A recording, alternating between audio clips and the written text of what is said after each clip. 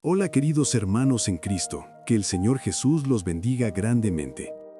En esta oportunidad vamos a iniciar con una serie de varios videos para abordar temas de suma importancia para el pueblo de Dios.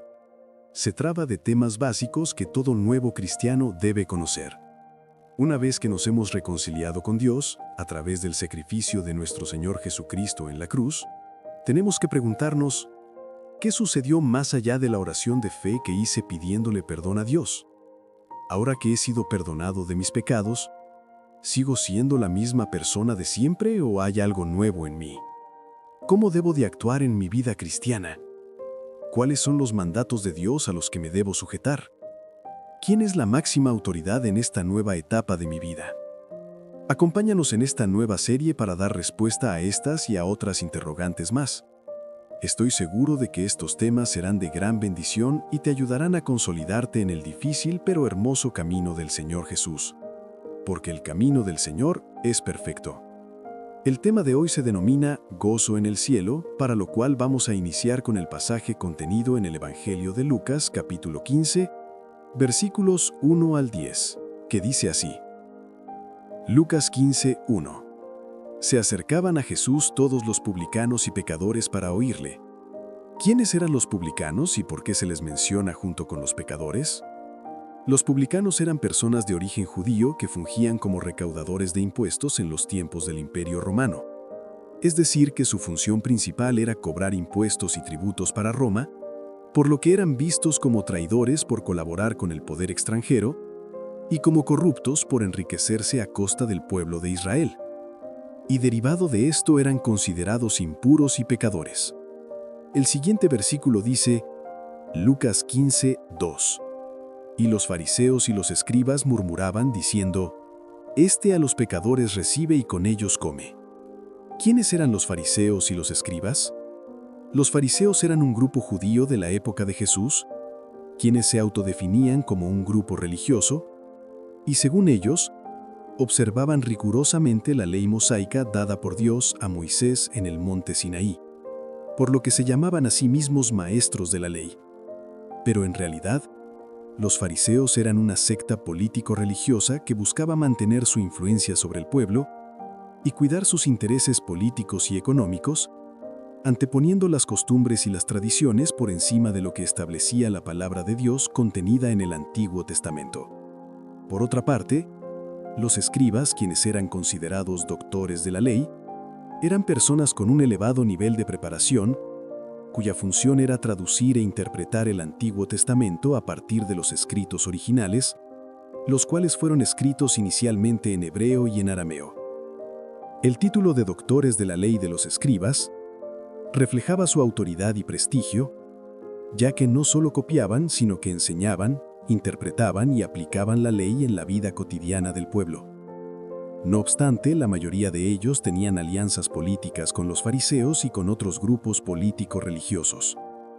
¿Y por qué el Señor Jesús recibía y comía con los pecadores? Para dar respuesta clara a esta pregunta, veamos el pasaje contenido en Lucas capítulo 5, versículos 30 al 32. Lucas 5:30.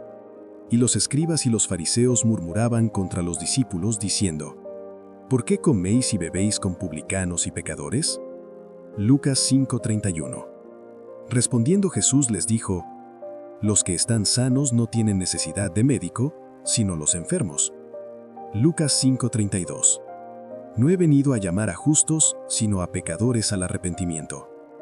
El Señor Jesús recibía y comía con los pecadores porque la misión del Señor al venir a este mundo es para buscar y salvar a los perdidos, y su cercanía con los pecadores muestra que el reino de Dios está abierto para todos aquellos que reconocen su pecado y su necesidad de ser perdonados. Cuando Jesús mencionó que los que estaban sanos no tenían necesidad de médico y que no había venido a llamar a justos sino a pecadores al arrepentimiento, no estaba diciendo que los fariseos y los escribas fueran realmente justos o que no necesitaran arrepentimiento. En realidad todos necesitamos arrepentimiento, pero como ellos no reconocían su pecado, quedaban fuera de la gracia que Jesús ofrecía. Regresando al pasaje del capítulo 15 del Evangelio de Lucas, el versículo 3 agrega, Lucas 15:3. Entonces él les refirió esta parábola diciendo, Pero antes de ver el contenido de la parábola, es conveniente definir brevemente ¿qué es una parábola? ¿En qué consiste una parábola? Una parábola es una narración breve y simbólica que utiliza situaciones cotidianas, conocidas por todos, a partir de las cuales se extrae una enseñanza o un mensaje. Regresando a la parábola, Lucas capítulo 15, versículo 4 nos dice, Lucas 15, 4. ¿Qué hombre de vosotros, teniendo 100 ovejas, si pierde una de ellas, no deja las 99 en el desierto y va tras la que se perdió hasta encontrarla? ¿A quién simboliza el hombre de la parábola? Indudablemente, el hombre de esta parábola no es otro más que el Señor Jesús. ¿Por qué el Señor? ¿Acaso el Señor Jesucristo es pastor de ovejas? Veamos lo que el mismo Señor Jesús dijo en el Evangelio de Juan capítulo 14, versículo 4. Yo soy el buen pastor, y conozco mis ovejas, y las mías me conocen. De acuerdo con este versículo, Jesucristo es el buen pastor, y todos los hermanos en Cristo somos sus ovejas. Pero entonces, ¿a quién representa la oveja perdida? La primera carta del apóstol Pedro en su capítulo 2, versículo 25 nos da la respuesta. 1 Pedro 2:25. Porque ustedes eran como ovejas descarriadas, pero ahora han vuelto al pastor y obispo de sus almas.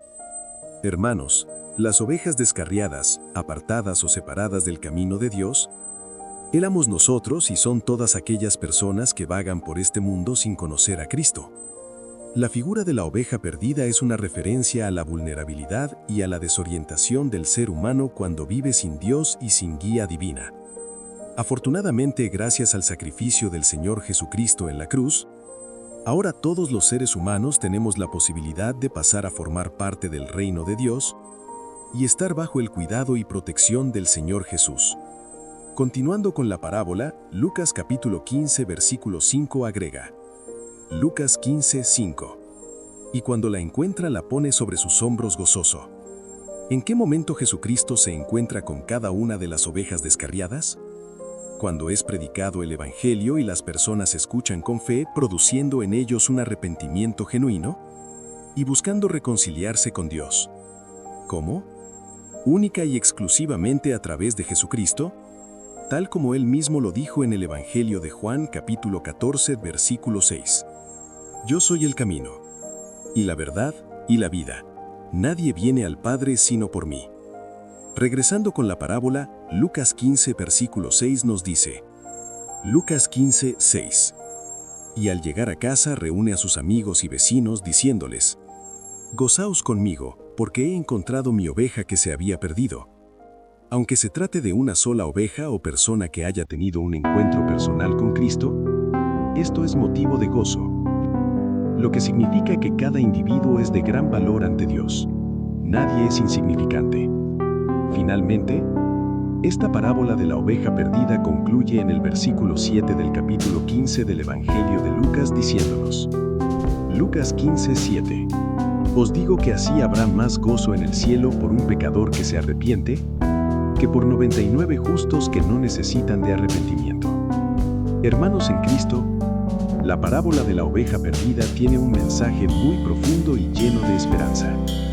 Cada vez que una persona se convierte de sus malos caminos, reconciliándose con Dios y pasando a formar parte del cuerpo de Cristo que es la Iglesia, hay gozo, alegría y una gran felicidad en el cielo. El Señor Jesús no espera que la oveja regrese sola, sino que va en su búsqueda, porque aunque sea una sola oveja, para el Señor esa oveja es digna de todo esfuerzo, ya que cada ser humano tiene un valor único ante Dios. Que este tema haya sido de gran bendición y que la gracia y el amor de Dios sobreabunden en sus familias y en sus corazones.